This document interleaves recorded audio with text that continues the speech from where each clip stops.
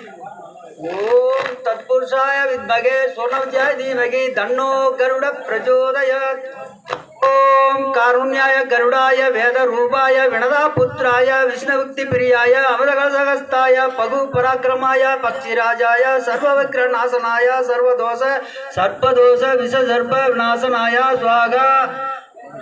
ओम प्राणने 16 திங்கள் சேரும் பொருந்தியேறு கண் 18 சேர காரணனே கருமுகள் போல் மேனி சேரும் கருணை பெருமாச்சாரம் கலந்து வாழும் வாகுடனே லட்சுமியோடு எட்டும் சேரும் அதிமுகம் போல் நின்று விளங்கும் மாயானேயால் ஆரணனே ரகுராமா அன்புடன் ஏறி வந்தல் செய்வாயே